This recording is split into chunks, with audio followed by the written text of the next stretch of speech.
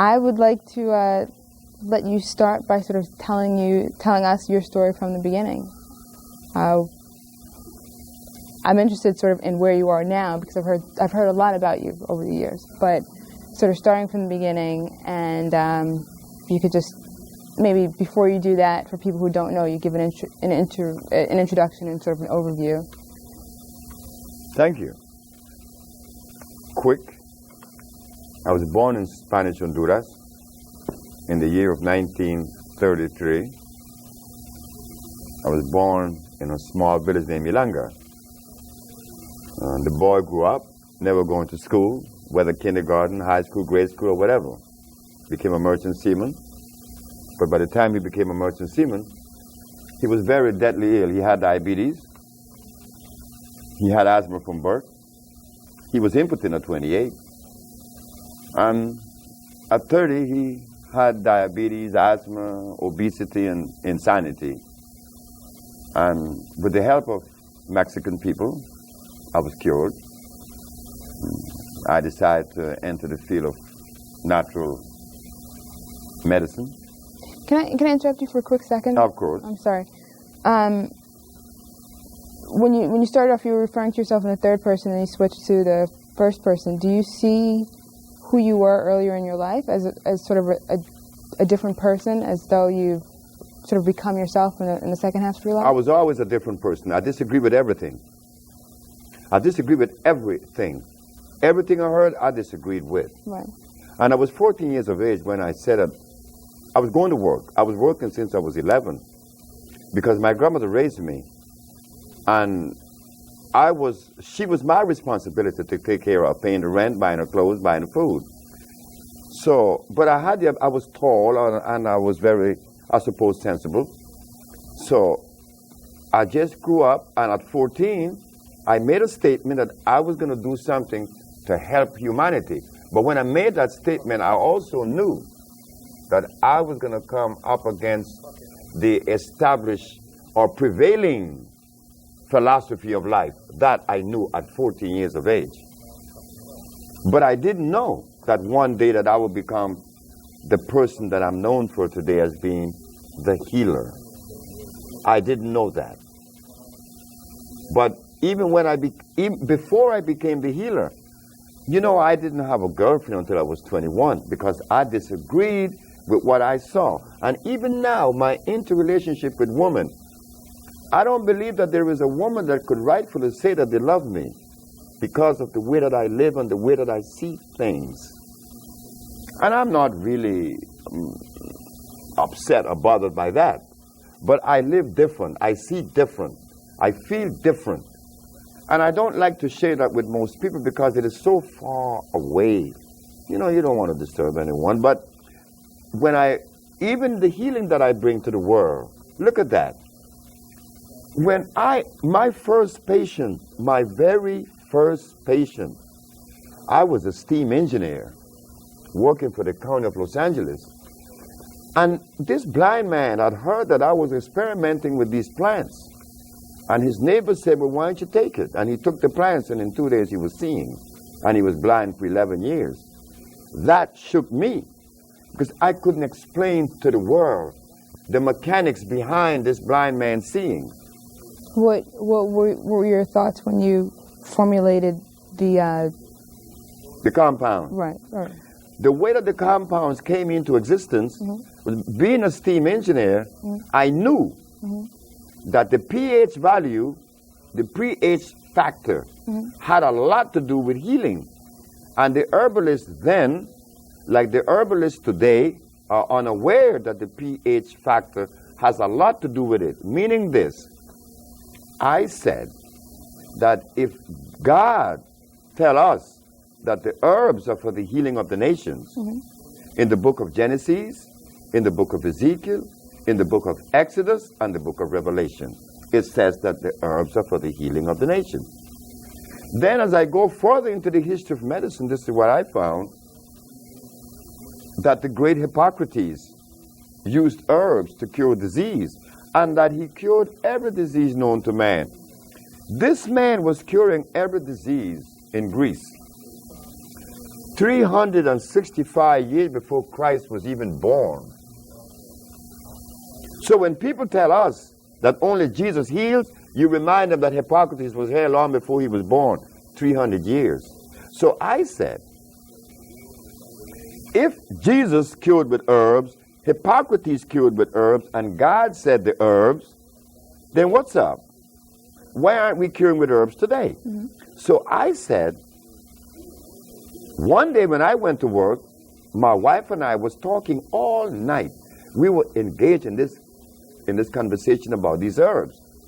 So Ma said to me that there could be something locked someplace that prevent us from accomplishing the goals that Jesus Christ and Hippocrates accomplished.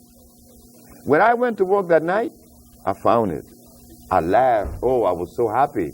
I was extremely happy because I said, it is required of us to maintain the pH at 6.9. At 7, which is the neutral zone, pH of 7 is neutral. And if it is slightly on the acid side, it's 6.9. And the reason why we maintain the pH at 6.9 is to keep the tubes of the boiler clean, that there will be no life form in there. But if the pH is 7.1, oh, now you're going to experience life. Mm-hmm. Life form will begin to accumulate in the tubes of the boiler, preventing the radiant heat or the convection heat from reaching the tubes. I said that if life was so powerful that it could exist in a temperature of 450 degrees, then the herbs that heal would have to be alkali on 7 plus instead of acid 6.9. Then I begin to check the pH of all the herbs. I begin to test it. I test comfrey, acid. I test garlic, acid. I also tested aloe vera, St. John wort, rose hips, comfrey. All of these things are very acid. Carrot juice is extremely acid, yet the healers in New York, then and now, are still recommending these acid foods. Mm-hmm. So I said, well, let me investigate further to see which are the alkali herbs. Mm-hmm. And I begin to see that burdock, yellow dock, also the elderberry, mm-hmm. These are alkali plants. Also the Virginia snake root, that's alkali. One has to know the herbs that are alkali opposed to the herbs that are acid. This today is not really considered, nor do they follow that particular, road or understanding. Because the herbalists of today are recommending peppermint. Peppermint is very acid. Mm-hmm. Peppermint freezes the brain. Some even recommend peppermint oil. Peppermint oil is extremely caustic. Mm-hmm. So now we have this kind of information in front of us being disseminated and carried out. Mm-hmm. So there's confusion in the population. But the one thing that my supporters or the people that helped me, that counseled me, they said to me, Sebi, the one thing that you have in your favor is that you have cure and you are curing the diseases that others are not curing. So that is the barometer that tells us that the acid herb that they're using prevent them from reaching the goal that they're pursuing. Mm-hmm. It was my steam engineering experience that helped me in herbology to understand the herb that God made. Yes, it has to be made by God. If we eat something that God didn't make, we are running the risk of disease. Then we're going to be angry. Like I were at only 30 years of age, I was extremely angry. Mm. So I didn't know that my mother wanted me to be a preacher. And I didn't want to go into the church. I said, who, me be a preacher? No, I'm not going to be a preacher. Mm. And look what I'm doing now. Mm. Look what I'm doing. My mother, I called her on my birthday 2 days ago, and she was laughing. She was laughing. She said, you see, what I wanted you to do, what I see you doing, you're doing it. Only because people are being healed. Right. That is the work of a shepherd. So if we were to sort of go back and trace everything, as a young man, you had a sense that you would heal people. You didn't know quite how you would do it.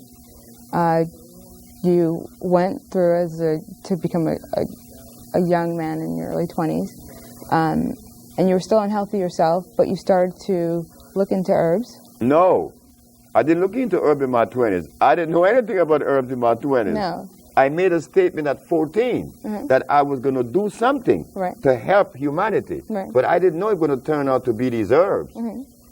So when I was sick, I was 30. Okay. And I got the help from the Mexican that helped me. And then I proceeded to pursue it. And I was working as a steam engineer at the time that every day I would go to work and God would talk to me and said, how could you be healed of all those dreadful diseases, and you're going to hold that from humanity? And I would go to work and I would see these turbines and these condensers and these boilers, and I would get so angry. And that was when I stepped up my research. You would see these boilers, what would make you angry about them? Because I want to get away from them, because I want to go into the herbs. Okay. But I was then 47 years of age. I was 47. And I was 10 years on the job, seniority. And I was making a lot of money. And I had a wife and 2 babies and 1 on the way, and I quit my job. God said, you're going to quit. If you're going to starve, you're going to die starving, but you're going to quit this job. And I left, and I was put in jail, and, all the whole bit that happened to me in New York. I was arrested in St. Martin one night. I was taken to jail in Curacao. Oh, it's been a journey, but it's been nice because it was like a test. I remember being down to only $400. When I started this business, I only had $400. I started this healing journey with $400. And here I am today. A little girl in New York named Haja that was brought to us with a hole in her heart. She's now 16. A little girl was brought to me in Atlanta that was blind from age 8 to age 11 with a tumor on her frontal lobe. She no longer has the tumor on her frontal lobe. Her name is Mecca. And there's a little girl in Minnesota. Her name is Akila Stroud. She no longer has sickle cell anemia. And a month ago, I gave a lecture in New York, and a young lady came forth and said, well, I don't have lupus anymore. So these kinds of things tells us that we, the black race, has the answer to the world's health. We have the answer to their disease state. But we are afraid to take that responsibility because we live in fear. We're scared of white man. We're scared of God. We say that we fear God. I don't know why people fear God. Now, is it possible for one group to have the cures for the world? Because part of your philosophy is, or I don't want to say your philosophy, part of your outlook or your beliefs is that people are at their healthiest when they're eating foods that come from the region of their ethnic origin. That's not happening. Right, but that's what you believe. No, I don't believe that either. What I believe is to eat food that came out of the product of life itself. I don't care whether you're Chinese, Eskimo, Arab, or what. If you eat something natural, you're going to be healed. But do you believe that people, for instance, that black people should not eat foods that are not indigenous to Africa? That's a horse of a different color. Black people should not eat Chinese food because Chinese food or even Caucasian food. There is a book out by a man known as Pablo Arriola, and he is known to be one of the most distinguished nutritionists in the world. And he said that if your ancestors are from Africa, your body is not programmed to digest milk. But if you are European, yes. So right there, they're telling us that there's a difference in the genetical makeup of these two individuals. So if people have a different genetic makeup that makes them react differently to different herbs, products, foods, would it be possible for one group to have sort of the cure for the entire world, or would you have, or would they be moving towards a cure for people within the same ethnic group? Well, it should be like that, I suppose, but our experience shows us that it crosses all lines. That it crosses all boundaries. Because people come to us. There was once upon a time when there were more white people coming to us. Chinese come to us. Japanese. I just said that Matun just killed a woman in Japan of lung cancer, and she never seen the woman. They called from Japan and told Matun, like Annette, have cured many. Matun have cured many, so is Tatanisha. And they have never seen these people. She sent the compound to Japan, and she was cured. We sent compound to Europe, and they were cured. I have a letter from a psychiatric group in France who want me to go and lecture to them. Why? Because someone with schizophrenia was cured that they know about. So these compounds cured everyone, whether you're black, white, Chinese, or Eskimo, providing they are natural. But the substance that you're going to eat as a staple, yes, I agree with you. You are 100% right. It has to be something that is genetically consistent with you. Okay. No, I wasn't saying that, and I'm not saying that either, because I don't know it. It's something I'm asking you about. But you did. It was good. I've heard that you said that. So yes, but it was correct. Okay. It's apropos. Okay.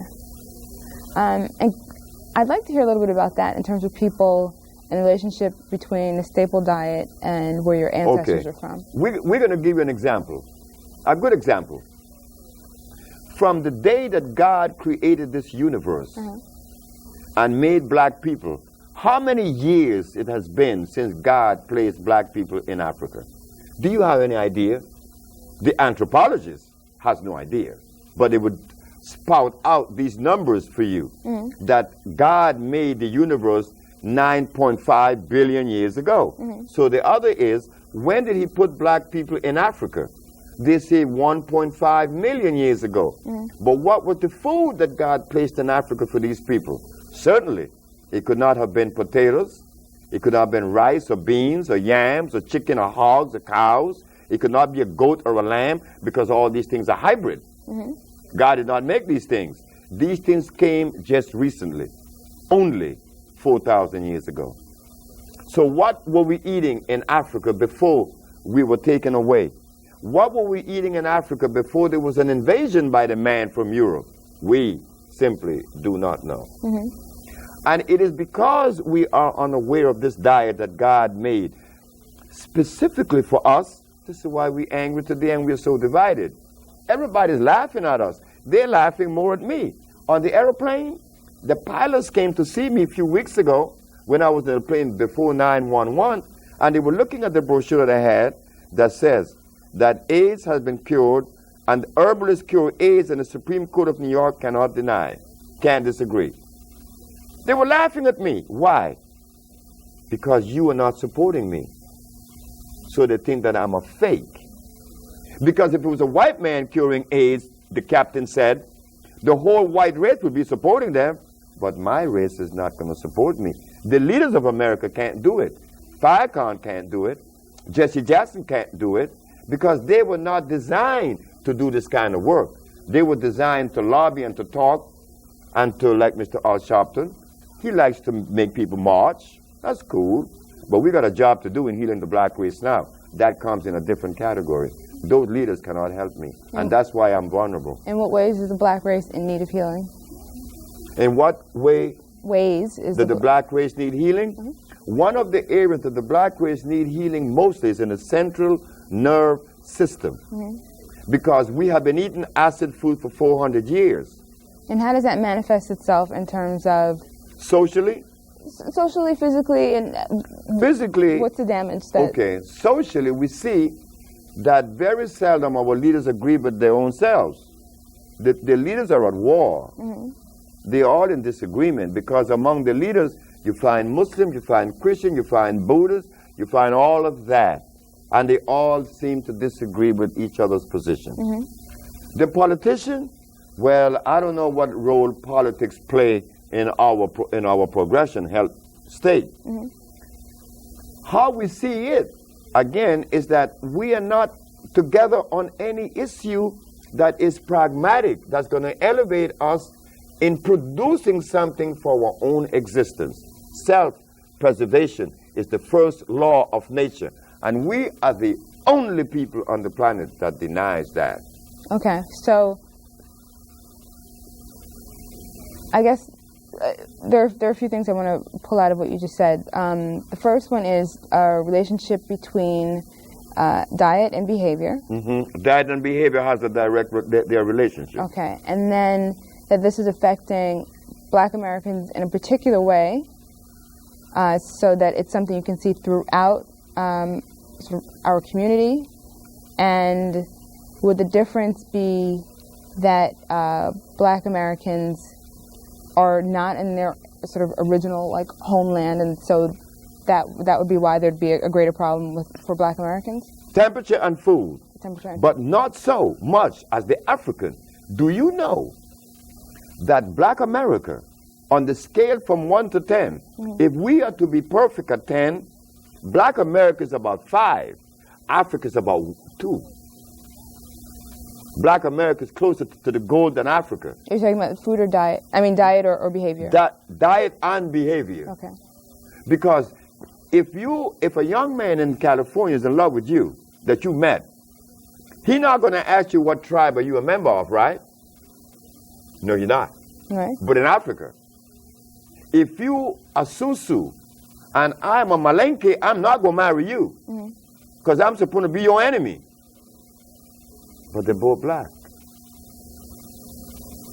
You see? In America, the brother not going to ask you what tribe you're a member of. He's going to marry you because he like you, right? And you with him. That's only one. But do you think that being concerned about the tribe a person is from means that you, them, and any of your offspring will always be linked, at least in traditional society, will be linked to a certain geographic region, and you won't have the problem that you described of being